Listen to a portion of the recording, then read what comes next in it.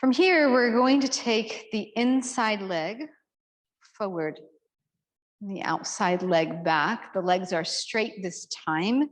And we want to stand in such a way that the chair is at our arm's length, that we can bear down into it, or we can hover above it and just know that it is there. And we are starting with a little bit of a folding. I want to reach the outside arm forward and then come upright, shoulder retraction. Let's try it again. I want to reach forward, and this time turn the head and look to the side, and notice the inclination to turn the rib cage. And inhale and come on back. Let's do it again. I want to fold, turn the head, reach forward, keep turning.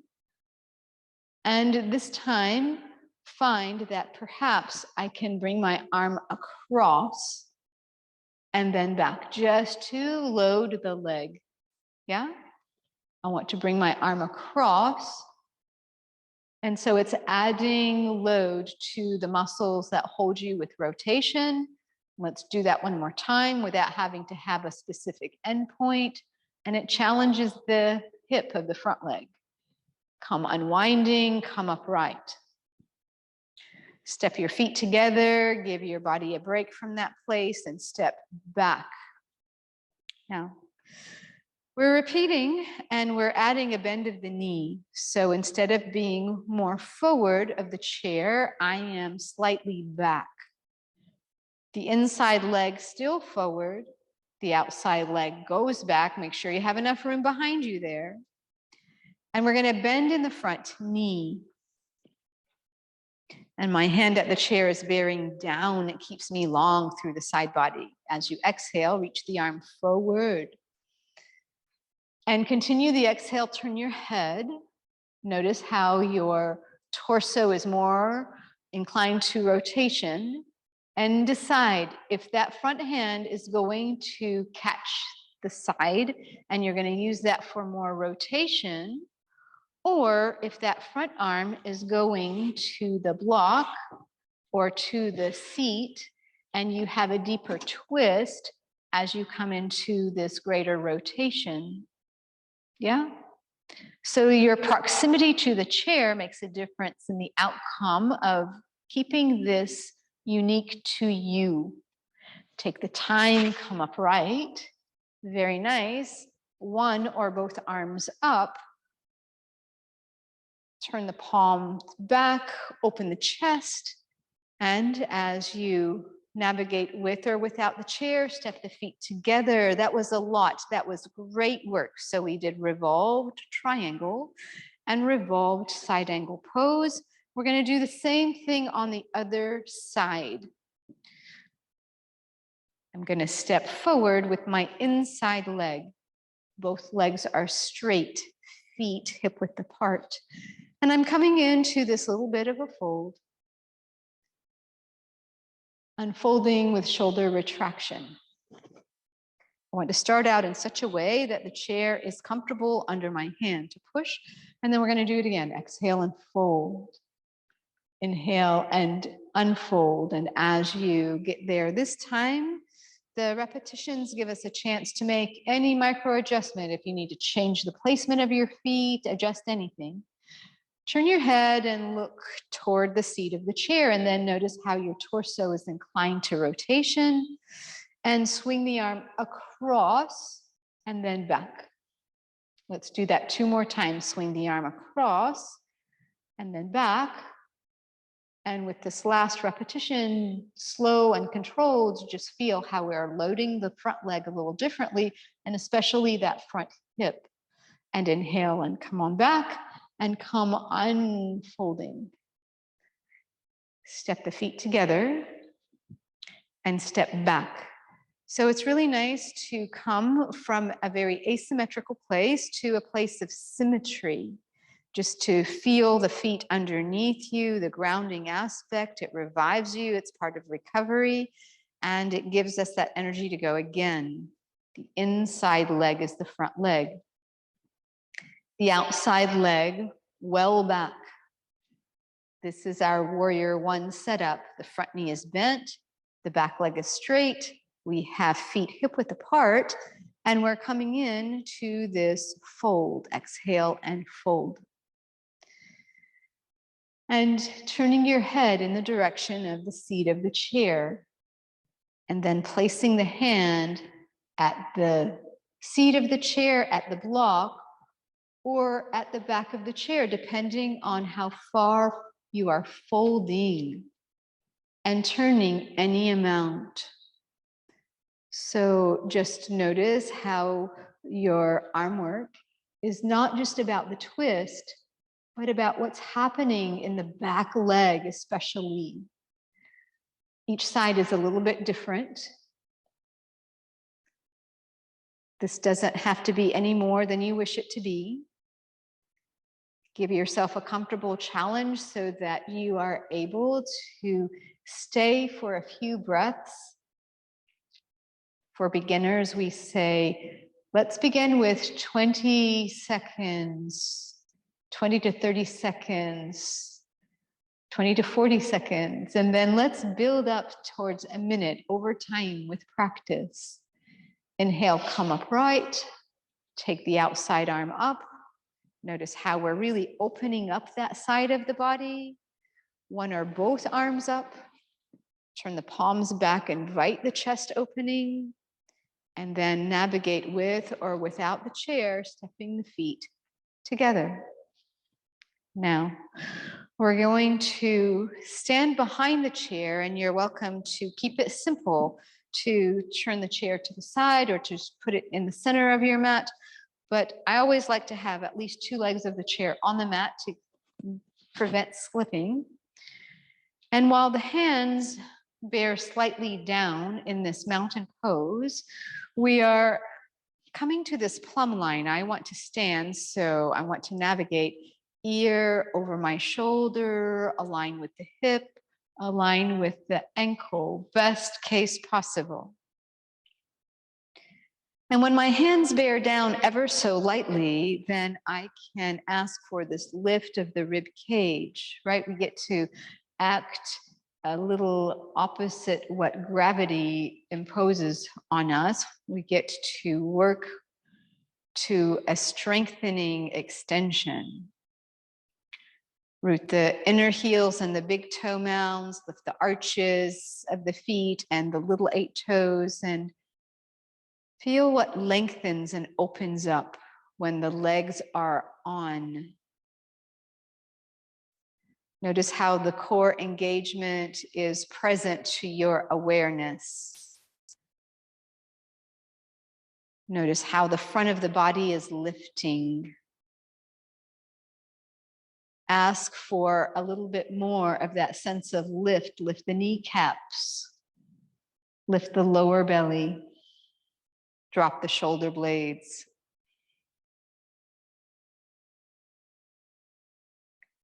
What's rather interesting when we deepen our practice and we navigate our inner landscape physically first is just what comes to the front of our mind, what's waiting to come into our field of awareness. When we ask for a comprehensive set of actions, we are grounding ourselves in our pose. Yes, we are strengthening all the aspects of the intention physically, but what we are inviting is the emotional unfolding that is waiting. Sometimes we have held or hidden or just parked something away in the back of our mind, and then it finds its way to living somewhere in the body. Sometimes it's the worry of something and it goes emotionally somewhere. And if we give all 4 limbs their job so that our place is steady, then there is a release of where we can not hold unnecessary tension. And the emotion that belongs to it begins to release. It does work that way without us having to relive something. It just goes.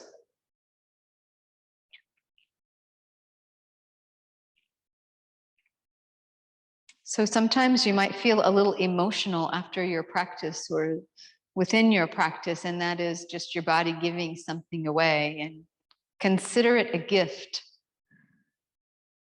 All right, so now I'm going to turn my chair so that I can be evident, not just with my words. And while you're standing behind the chair, if you will step your feet wide. So if you are standing sideways on your mat and you step your feet wide, you'll still have the mat underneath you. And while you invite a nice wide pose, turn one foot out. We're going to do triangle pose this way today. I think you might like the effect of the chair. So the back foot is turned slightly in, the front foot is turned completely out, and we can begin to use our hands to follow the cues. I want to shift the pelvis toward the back leg. And if I'm using my hands, they begin to use the chair isometrically.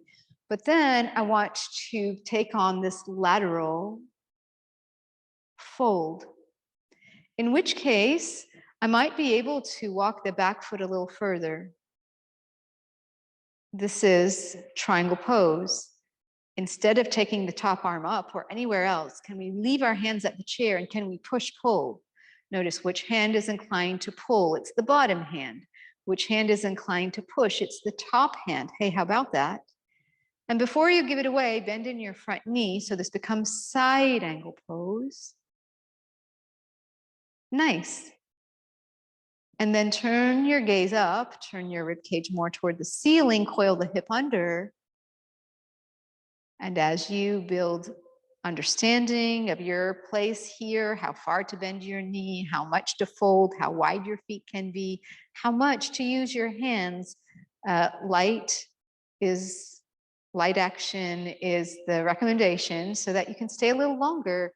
That is truly the way to invite the deepening aspect, to build time.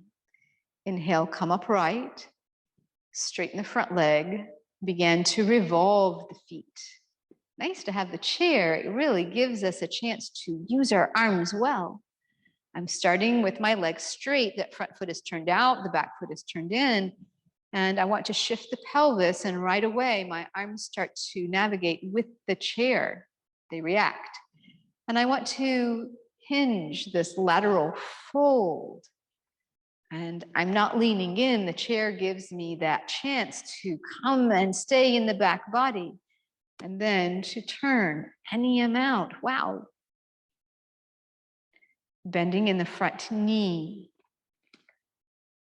Deciding to move the position of your hands, using them to ask for a little bit more action of rotation. Coiling the hip under is an action you can navigate with the help of all of the arm work in play.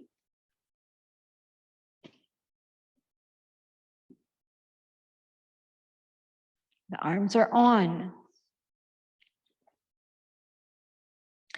The bottom hand pulls, the top hand pushes. We get to rotate. And then inhale and come upright. And as you come upright, straighten the front leg. And let's go back to that. I want to come in with feet turning in and then the heels turning in. Pause right here, push down and out. Very nice. Turn the feet in and simply push, push. And then draw the heels in. Now your legs are closer to you. Push down and out. And at the same time, pull the inner thighs, zip them up and in. If you will, please rotate in. Internal rotation while your feet are close and underneath you. And we are ready now, having come to center, having come to a grounded place after great asymmetry, to come and sit, to return to sitting. So if you will, remove your block, keep your strap handy. And I'm going to start now in the front of my chair. The block is going to be between my feet. And you'll have to decide whether the block is going to be narrow or wide. But as you pick up the inner edges of the feet, catch hold the block, roll the soles of the feet to the floor, send the arms forward, come and sit. Nice. Sit well back and release. Take the arms behind you, adjust with the block. I want to sit at the front edge of the chair and to hold the block with my feet, to use the arms in some manner along the legs or the seat of the chair to press down and back and to really open the chest. And just notice you're lifting your heart, your sternum, the collarbones broaden, the arms prop you up. And the legs react to the block. The inner thighs are on to a degree. Can we lift the front of the feet and lift the block with us? Great. And as you rest, can you then lift the heels?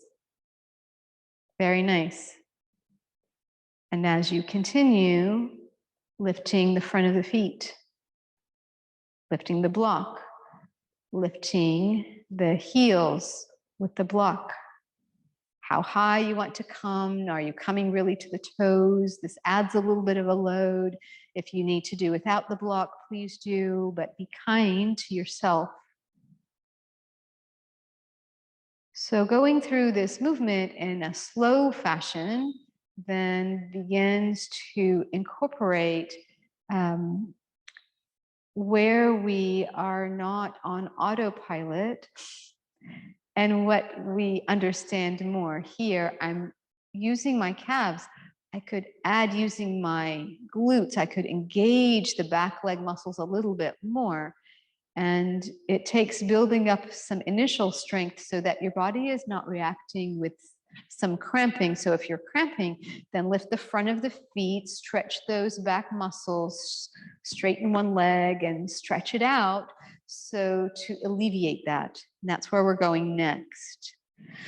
We're going to place the block underneath one heel and we're going to use the strap.